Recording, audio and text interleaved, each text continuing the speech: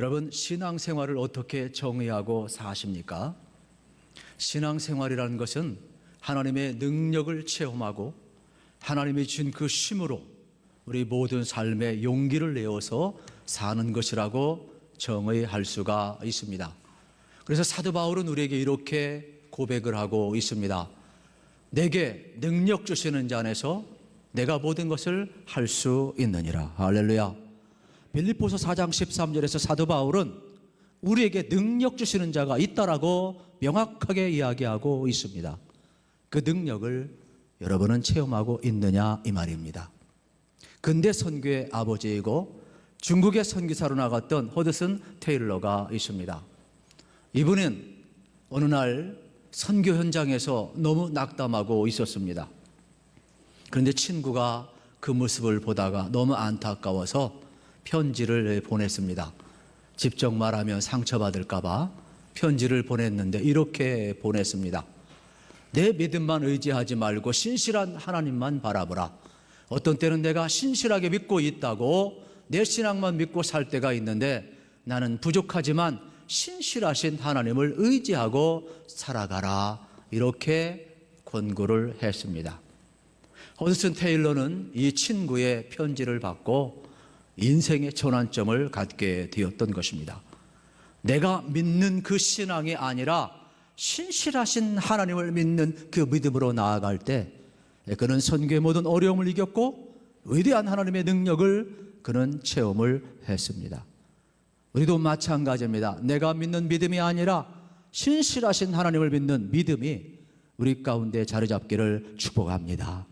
그러면 그리스도인들은 그리스도 안에 있는 능력을 경험하는 사람들인데 특별히 사도행전은 능력이라는 단어로 설명을 할 수가 있습니다. 이 두나미스, 특별히 다이나마트가 여러분 터졌을 때 엄청난 폭발력이 있는 것처럼 앞에 어떠한 산이 있다 할지라도 작은 구멍 뚫어놓고 다이나마트를 놓고 터뜨리면 산산조각이 나는 겁니다.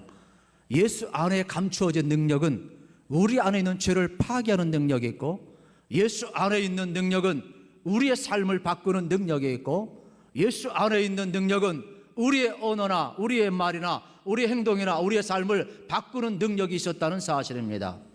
그래서 초대교회는 능력이 있었습니다. 초대교회 모든 성도들은 말과 행동이 변화되어서 세상을 변화시키는 능력이 있었습니다.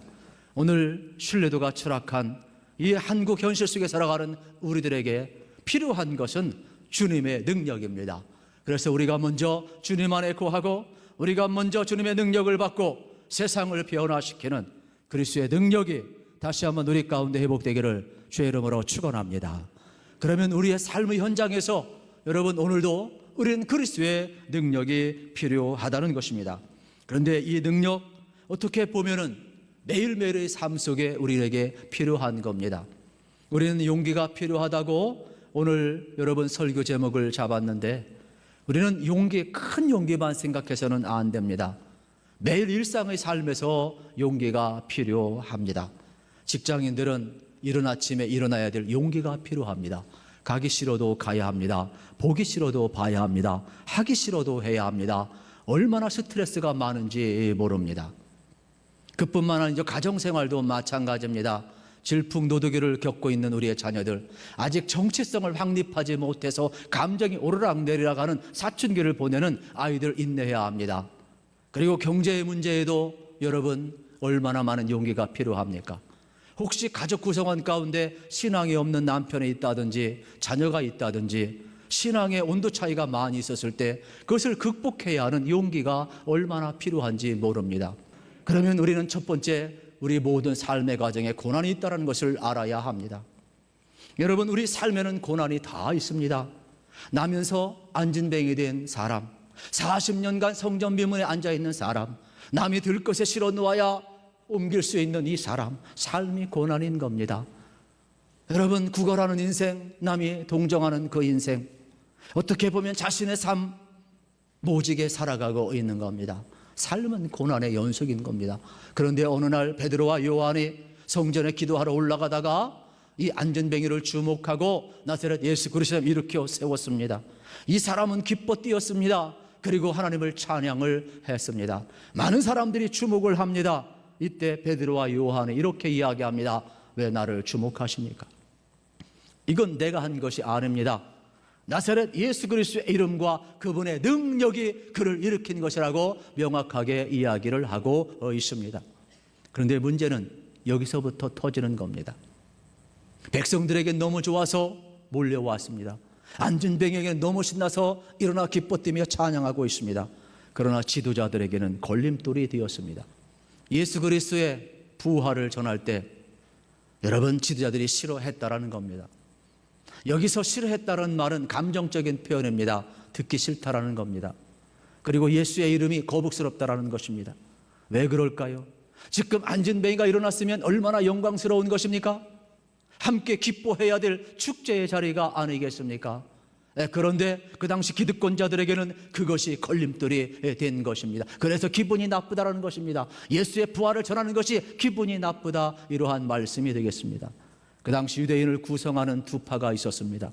하나는 바리새파고 하나는 사두개파가 되겠습니다.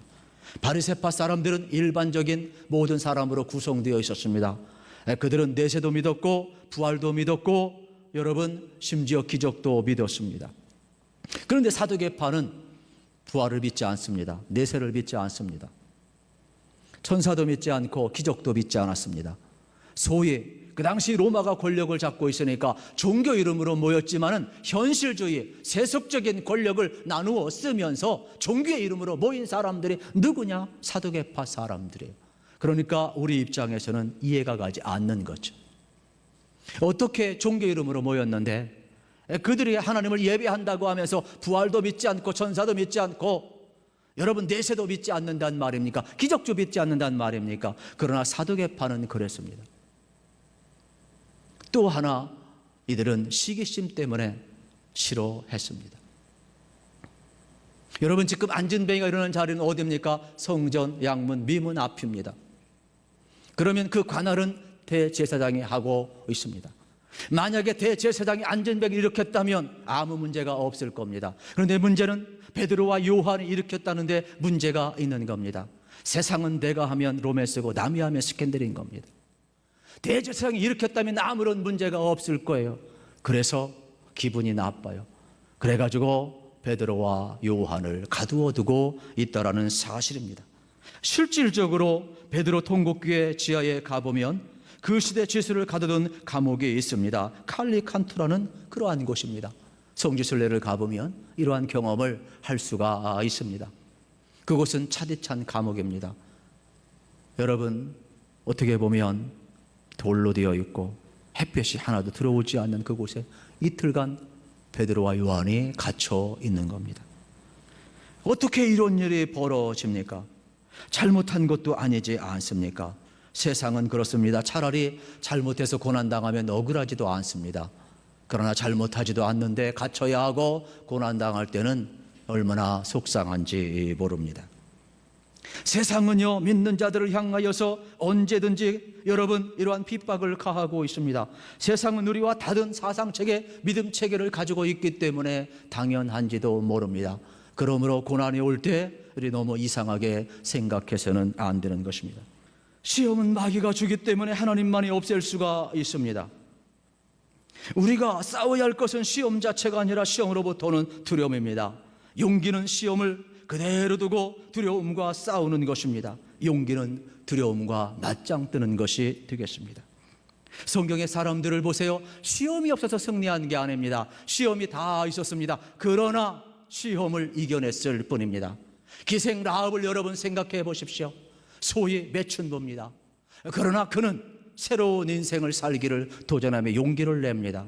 소문을 들었습니다. 이스라엘 백성들의 파죽지세로 몰려오는 것을 들었습니다. 하나님이 애굽에서 나오게 하고 광야를 건너고 홍해를 건너게 하고 얼마 전에 요단강문 마르게 해서 이스라엘 백성이 가나안에 넘어오는 것을 들었습니다. 그리고 정탐꾼 2명이 왔을 때 그는 알아차렸습니다. 목숨을 걸고 자기 지붕 위에 2명의 정탐꾼을 숨겨주는 용기를 발휘합니다. 그리고 당신들이 이곳을 점령할 때 나를 기억하셔서 목숨과 맞바꿉니다. 이는 나중에 살룸과 결혼해서 보아스를 낳고 보아스는 다윗을 낳고 다윗을 통하여 예수 그리스도가 오는 놀라운 축복을 누리게 되는 겁니다. 여러분, 우리는 라합을 잘 기억하지 않지만 그는 여러분 다시금 용기를 내서 하나님의 백성으로 살아가는 일에 편입되어서 새롭게 용기를 내어서 출발했다라는 복의 여인입니다. 우린 다윗을 기억합니다. 다윗은 왕 중의 왕이지만 그에게도 부족한 점이 있었습니다. 밧세바를 범했습니다. 그리고 이것을 숨기기 위해 그의 남편 우리아를 전쟁의 한복판에 여러분 보내게 됩니다. 전사했습니다. 자기의 죄가 덮이는 것 같았습니다. 그러나 하나님은 알고 계셨습니다. 그래서 나단 선지자를 보냅니다. 당신이 하나님 앞에 범죄하였습니다. 이때 다윗은 시편 51편에서 참회합니다. 그리고 3절에서 이렇게 이야기합니다. 하나님 앞에 내가 내 죄가를 압니다. 하나님, 나는 죄인입니다. 우슬치로 나를 씻으소서. 용기는 뭐냐? 남을 고발하는 것이 용기가 아니라 자기를 고발하는 게 용기인 것입니다. 하나님 앞에서 자기 죄를 고발할 수 있는 것이 진정한 용기임을 알아야 합니다. 그리고 더 중요한 두 번째 용기는 하나님 앞에 회개했으며 하나님의 용서를 받아들일 줄 아는 용기가 필요합니다. 그리고 세 번째는 그 용서를 가지고 남을 용서할 수 있어야 되는 것입니다. 이것이 오늘 우리에게 필요한 용기가 되겠습니다. 성경에 보게 되면 예수님을 만나서 새롭게 출발한 인생들이 참 많습니다. 소외되었던 삭개오도 뽕나무로 올라갈 용기, 예수님을 만나서 새롭게 인생을 살고 싶었습니다. 여러분, 수가성 여인도 예수님 앞에 나아가 새로운 인생을 살았습니다. 우리가 새로운 인생을 살길 원하면 누구든지 예수님 앞에 나아갈 용기가 필요하다는 사실입니다. 여러분, 고난 속에서도 언제나 우리와 함께 하시는 하나님을 발견하시고 용기를 내어서 하나님 앞에 가까이 나가시기를 축복합니다. 그리고 두 번째 우리가 생각할 것은 성령 충만이 용기의 시작임을 알아야 하는 것입니다. 베드로와 요한이 잡혔습니다. 너무나도 어렵습니다. 그런데 이 어려움을 어떻게 이기느냐? 오늘 보면 8절에서는 명쾌하게 한마디로 이야기합니다. 이에 베드로가 성령이 충만하여 이르되 그랬습니다. 문제는 복잡하고 현실은 갇혀있고 답답합니다. 그런데 이 고난 앞에서도 해답은 단순합니다. 성령 충만이었습니다. 이 말은 베드로와 요한의 용기의 근거는 자신의 신념이 아닙니다. 자신의 경험이 아닙니다. 자신의 힘이 아닙니다. 바로 성령 충만, 성령으로부터 용기의 근원이 나왔다라고 이야기를 하는 것입니다. 그래서 사도행전은 성령 충만에서 자주 언급합니다. 적어도 5번 이상 성령 충만을 언급을 하고 있습니다. 이 사도행전에서 성령 충만은 뭐냐? 인생이 위기 속에 있을 때에 철저하게 용기가 필요할 때 임한 성령을 말하고 있습니다. 성령 충만이 우리 용기의 시작인 것입니다.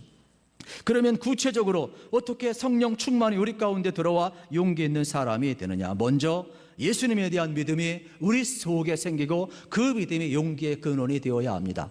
그래서 12절에서 이렇게 이야기합니다. 다른 이로서는 구원을 얻을 수 없나니 천하 사람 중에 구원을 받을 만한 다른 이름 우리에게 주신 일이 없음이라 하였더라 말씀하고 있는 겁니다. 성령 충만을 오해하지 않았으면 좋겠습니다. 성령 충만은 여러분 어떠한 신비한 체험이나 어떠한 여러분 나와 세상은 오간데 없고 어떠한 몽롱한 상태를 어떤 카타르시스를 성령 충만이라고 하지 않습니다. 실질적으로 성령 충만이라는 것은 우리를 정상적인 사람으로 온전케 만들고 있다라는 사실입니다. 그래서 성령 충만의 목적은 예수를 아는 은혜를 받는 것에 있습니다. 대표적인 예가 베드로입니다. 베드로는 예수를 부인했던 사람입니다. 그러나 마가다락방 오순절 성령의 강림을 체험하고 그가 능력을 받고 변화되었습니다. 그래서 사도행전 2장에서 예수의 이름으로 설교했을 때 수많은 사람들이 회개하고 돌아왔습니다. 3장에서 예수의 이름으로 안진뱅이를 일으켰습니다. 사람이 주목할 때 내가 한 것이 아니라 예수의 이름과 그분의 능력이 안진뱅이를 일으켰다라고 예수님을 드러냈습니다. 오늘 4장에서도 동일합니다. 다른 이름으로서는 천하의 어느 누구도 구원받을 만한 이름을 주신 적이 없고 예수를 드러내고 있습니다. 그렇다면 성령 충만이라는 것은 예수의 영입니다. 예수의 영이 오면 예수님을 알게 합니다. 예수님 말씀 기억하게 합니다. 그 말씀 따라서 예수를 드러내며 살게 한다라는 사실인 것입니다. 그러므로 오늘 우리들도 마찬가지입니다. 하나님의 영으로 충만하셔서 여러분 어떠한 고난이 와도 여러분 성령 주신 그 힘으로 용기를 내서 극복해 가시기를 우리 주님의 이름으로 축복합니다. 미국의 영성학자인 리차드 포스터는 지금 이 순간 우리에게 임하신 하나님의 나라라는 책에서 이렇게 이야기합니다. 질문을 합니다. 왜 현대인들은 초대교회처럼 능력을 체험하지 못할까? 그러면서 두 가지 해답을 우리에게 주고 있습니다. 하나는 이런 겁니다. 죄책감이고, 하나는 예수님이 우리 마음속에 계속 계시지 않기 때문이라는 겁니다. 여러분, 은혜와 영성은 다른 겁니다. 은혜는 하나님이 찾아오셔서 우리에게 값없이 주는 겁니다. 그러나 영성은 우리에게 찾아오셔서 우리 안에 계신 주님이 영원토록 머물게 하는 게 영성입니다. 은혜는 이르적 하나님의 사건으로부터 시작된다면 영성은 우리 안에 주님이 계속 머무는 지속적인 사건으로 연결되어야 하는 것입니다. 여러분이 복음을 듣고 속죄의 확신을 가지시고 여러분 안에 계신 예수 그리스도가 영원히 머물기를 주의 이름으로 축원합니다. 그래서 우리는 예수 믿는다는 것과 예수님이 우리 안에 거하는 것, 우리가 예수님 안에 거하는 것이 동일해야 된다는 사실입니다. 믿는다고 하고 예수님 안에 거하지 않으면 능력은 없습니다. 그러므로 영성이라는 것은 지속적으로 내 안에 예수님이 머무는 것을 이야기하는 내용이 되겠습니다. 우리는 익숙함과 친밀함의 다름을 알아야 합니다. 여러분이 교회에 오시면 교회에 익숙할 수 있습니다. 그러나 예수님과 친밀한 것은 별개의 문제입니다. 여러분, 부부가 오래 살면 정으로 살기 때문에 익숙할 수 있습니다. 그러나 친밀한 것은 전혀 다른 차원이에요. 우리가 신앙생활 하면서도 교회나 예수님이나 신앙이나 말씀이나 익숙할 수 있지만 이것이 친밀한 것이냐, 그건 별개의 문제라는 것입니다. 우리의 신앙, 우리의 영성은 친밀함으로 나아가야 되는 것입니다. 그래서 성령님은 우리 가운데 익숙함을 넘어 친밀함으로 성령님 우리 안에 내주하셔서 담대함의 근원이 되어주시고 용기의 근원이 되어주신다는 사실입니다. 그리고 마지막 세 번째로 어떤 경우에도 우리는 용기를 가져야 합니다. 복음은요, 우리를 바꾸는 능력이 있는 줄로 믿습니다. 여러분의 삶의 현실에 아무리 힘들고 어려워도, 여러분 안 바뀔 것 같아도, 고난의 현장에도 하나님은 먼저가 계시고 하나님은 함께 계시고, 여러분 밭에 아버지를 바꾼 것처럼 밭에 답답한 가슴을 바꾸셔서 화해하신 용기를 내주신 것처럼 우리의 삶의 현장에도 언제든지 우리 주님 함께 하셔서 여러분 우리를 바꿔갑니다. 여러분 하나님 안에서 용기 내시기를 축복합니다. 그리고 여러분의 삶의 자리 우리는 특별히 기억해야만 합니다. 두렵습니까? 우리는 하나님을 믿어야 합니다. 성 어거스틴 앞에 제자들이 묻습니다. 선생님, 이 두려운 세상 어떻게 그렇게 담대히 살아가십니까? 그야 믿음이지. 어떤 믿음입니까? 맡기는 믿음이지. 어떻게 맡깁니까? 과거는 하나님의 긍휼 앞에 맡기고, 현재는 하나님의 사랑 앞에 맡기고, 미래는 하나님의 섭리 앞에 맡기는 거야. 우리도 그렇습니다. 여러분의 인생, 여러분 과거는 하나님의 긍휼하심에 맡기기를 축복합니다. 그리고 오늘 우리의 현실은 하나님의 사랑에 맡기기를 축복합니다. 그리고 우리의 미래는 하나님의 섭리에 맡기기를 주의 이름으로 축원합니다. 그래서 우리가 모든 것을 다 이기는 것은 아니지만, 현실의 상의 모든 것을 다 극복하는 것은 아니지만은, 우리는 특별히 예수님의 말씀을 기억해 요한복음 16장 33절에서 이것을 너에게 이르는 것은 너희로 내 안에서 평안을 누리게 하려 함이라. 세상에서는 너희가 환난을 당하나 담대하라, 내가 세상을 이기었노라 그랬습니다. 여러분, 우리 고난의 현장에 주님이 함께 하시고, 여러분 우리 주님께서 우리에게 평안을 주시고, 우리 주님 안에 거하는 자들 성령 안에서 세상을 이기게 하십니다.